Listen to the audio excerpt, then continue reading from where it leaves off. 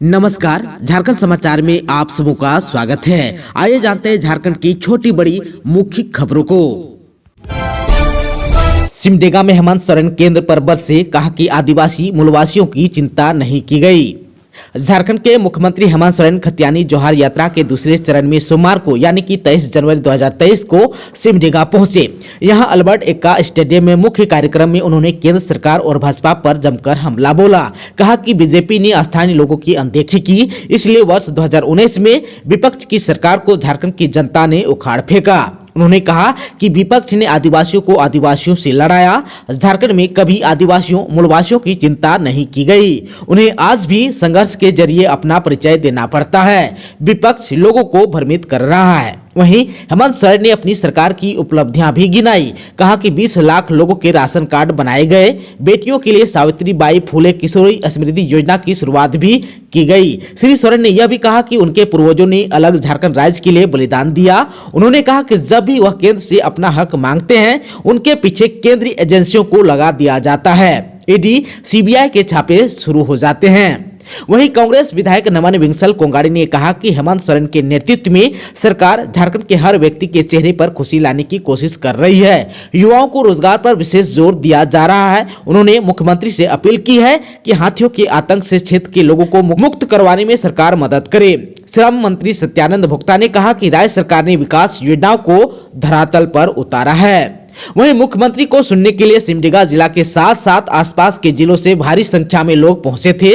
CM के आने से पहले ही सभा स्थल पूरी तरह से भर गया था। हजारों लोगों में महिलाओं की भी अच्छी खासी संख्या थी। सीएम सोरेन हेलीकॉप्टर से सुभाष चंद्र बोस स्टेडियम में उतरे। यहां सीएम हेमंत सोरेन को गार्ड ऑफ ऑनर दिया गया। इसके बाद कड़ी सुरक्षा के बीच मुख्यमंत्री कार्यस्थल के लिए रवाना हुए। आप सबको बता दूं कि अल्बर्ट एक्का स्टेडियम में उनका परंपरागत तरीके से भव्य स्वागत किया गया।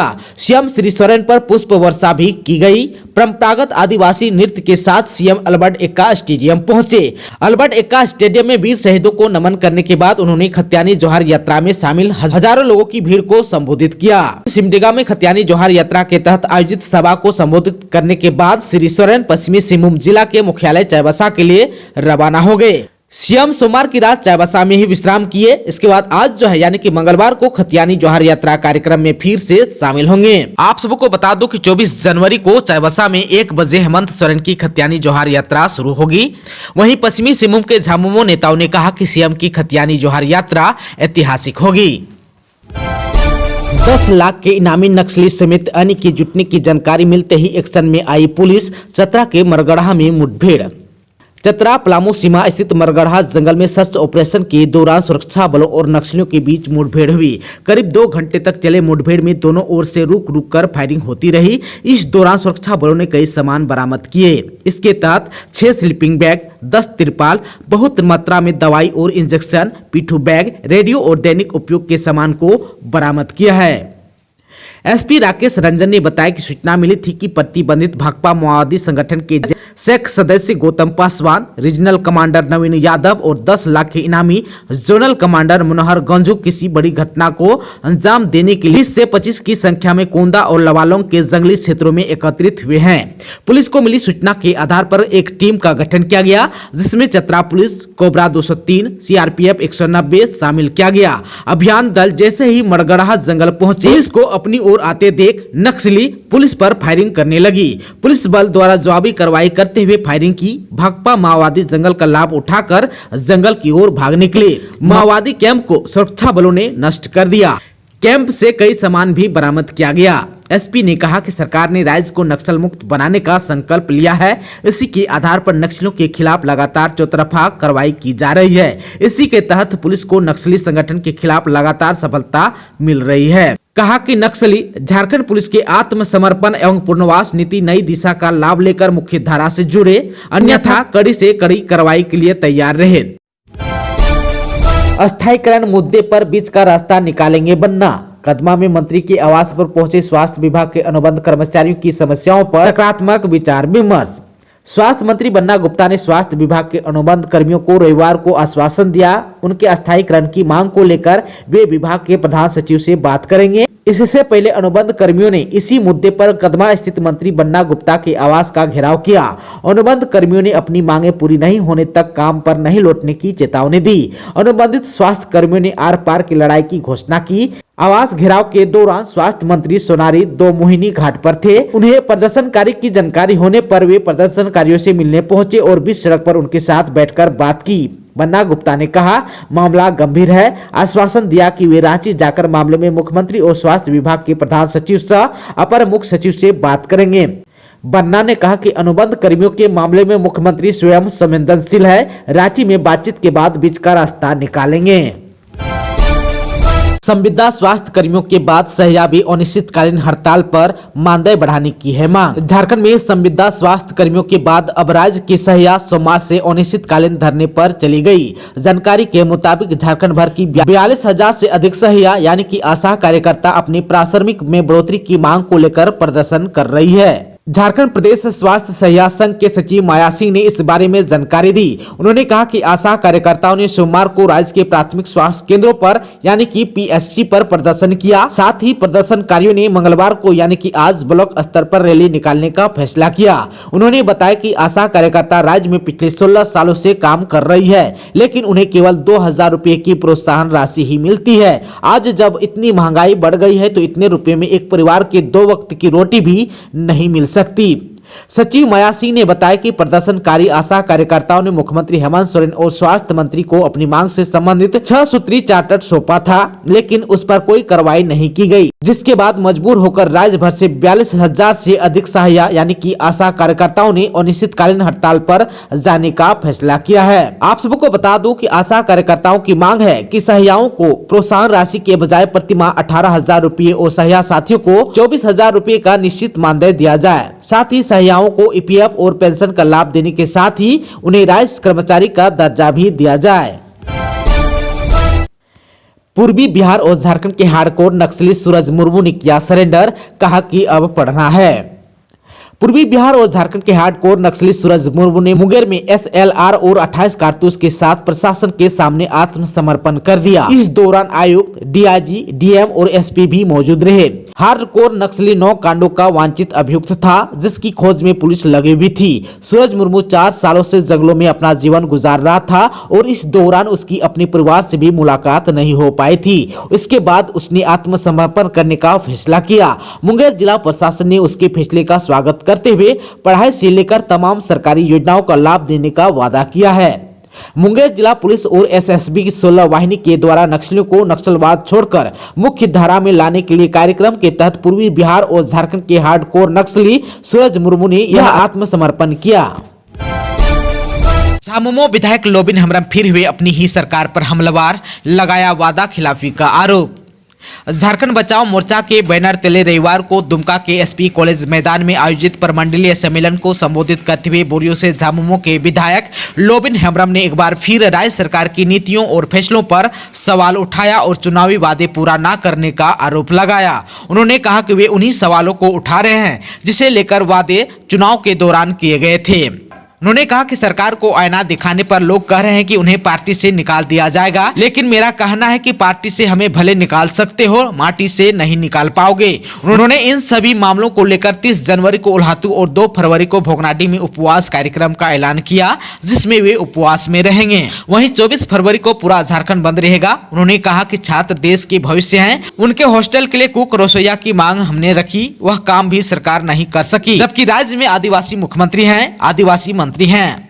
आप सबको बता दूं कि दुमका में झामुमो के झारखंड दिवस कार्यक्रम में लोबिन हेम्ब्रम नहीं आएंगे। उन्होंने पत्रकारों से कहा कि जब जनता का काम ही नहीं हो रहा है तो मंच पर आकर क्या करेंगे।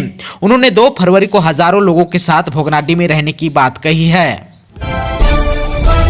रामगढ़ उपचुनाव को लेकर राजनीतिक पार्टियां हुई रेस, आजसू ने की प्रखंडवार महिला प्रभारी की नियुक्ति।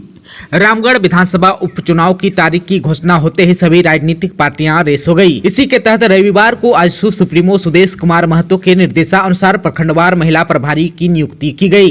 इससे पहले पार्टी ने प्रखंडवार प्रभारी की भी नियुक्ति की थी। ये सभी प्रभारी उपचुनाव की तैयारियों को लेकर ग्राम संवाद करेंगे। इस बात की जानकारी पार्टी प्रवक्ता डॉक्टर देवशरण भगत ने दी। सीएम हेमंत के खिलाफ आपत्तिजनक टिप्पणी का पोस्टर लगाने के मामले में भाजयुमो के 2 नेताओं पर केस दर्ज। मुख्यमंत्री हेमंत सोरेन के खिलाफ आपत्तिजनक स्लोगन के साथ पोस्टरबाजी के आरोप में देवघर नगर थाना में भाजयुमो के प्रदेश अध्यक्ष किशलय तिवारी और भाजयुमो जिला अध्यक्ष अतुल सिंह पर एफआईआर दर्ज किया गया।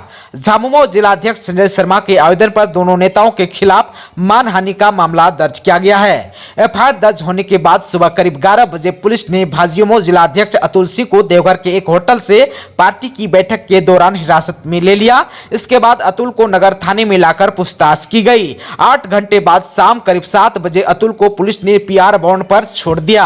अतुल को हिरासत में ले जाने की सूचना मिलते ही काफी संख्या में भाजपा कार्यकर्ता नगर थाना पहुंचे। इस दौरान भाजपा जिला महामंत्री अधीर भैया, महिला जिला अध्यक्ष विजया सिंह, गौरी शंकर शर्मा, रूपा केसरी, चंद्रशेखर खावड़े, सीएन दुबे, परमेश्वर राव, मनोज भार्गव, जय कुमार मिश्रा आदि अतुल सिंह के समर्थन में थाना पहुंचे। अतुल को छोड़ने के बाद सभी थाना से निकले। झारखंड पुलिस का ऑपरेशन चार्ली चार्ली देश भर में हो सकता है लागू, गृह मंत्रालय ने मांगी है रिपोर्ट। साइबर अपराधियों के खिलाफ चलाए गए ऑपरेशन चार्ली चार्ली की गृह मंत्रालय के अधिकारियों ने सराहना की है। गृह मंत्रालय के अधिकारियों ने सीआईडी आईजी असीम विक्रांत मिंज से संपर्क कर ऑपरेशन के संबंध में डिटेल रिपोर्ट मांगी है, ताकि देश स्तर पर साइबर अपराधियों के खिलाफ कार्रवाई के लिए चार्ली चार्ली की तर्ज पर अभियान शुरू किया जा सके।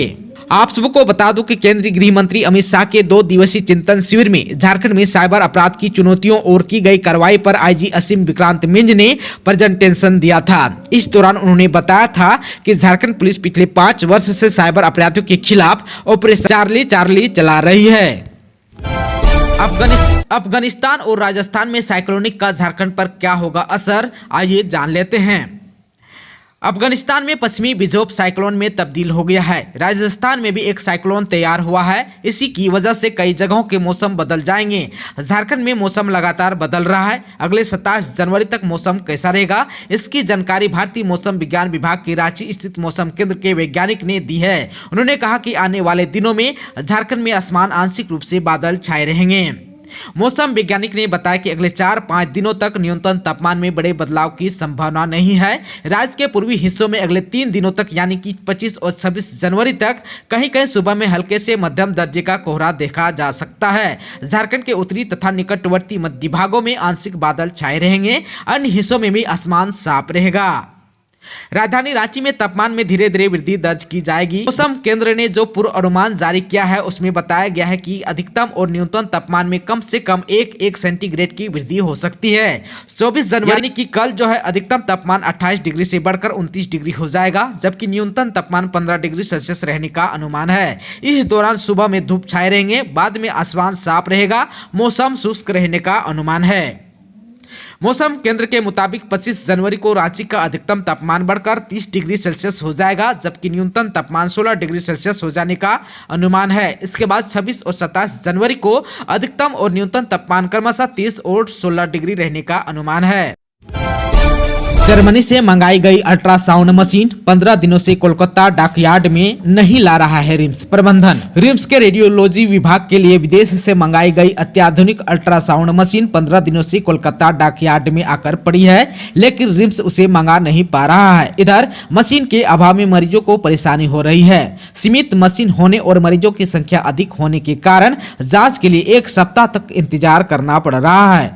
मरीज निजी जाँच घरों में जाकर जाँच करवाने को मजबूर हैं। आप सबको बता दूं कि रेडियोलॉजी विभाग के लिए 4 मशीन मंगाई जा रही है। इसमें शरीर के विभिन्न अंगों के अल्ट्रासाउंड की सुविधा मिलेगी। वर्तमान में यहां दूसरे विभाग से मशीन मंगाकर जांच की जा रही है। रिम्स अधीक्षक डॉक्टर हिरेंद्र बिरुआ ने बताया कि कंपनी शीघ्र मशीन मुहैया कराने का निर्देश दिया गया है। उम्मीद है कि इस माह के अंत तक मशीन आ जाएगी।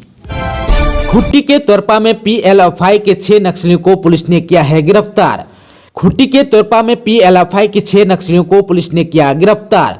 खुट्टी के तोरपा में नक्सली संगठन पीएलएफआई के 6 नक्सलियों को पुलिस ने गिरफ्तार किया है। पुलिस ने इन नक्सलियों के पास से देसी कट्टा समेत नक्सली पर्चा भी बरामद किया है। साहिबगंज उपायुक्त से ईडी कर रही है पूछताछ। ईडी के समन के बाद रीजनल ऑफिस पहुंचे साहिबगंज के डीसी। अवैध खनन मामले में हो रही है पूछताछ। 1000 करोड़ रुपए से अधिक के अवैध माइनिंग मामले में ईडी के सवालों का जवाब देने के लिए साहिबगंज जिला के उपायुक्त रामनिवास यादव ईडी के हिनू स्थित रीजनल ऑफिस पहुंचे।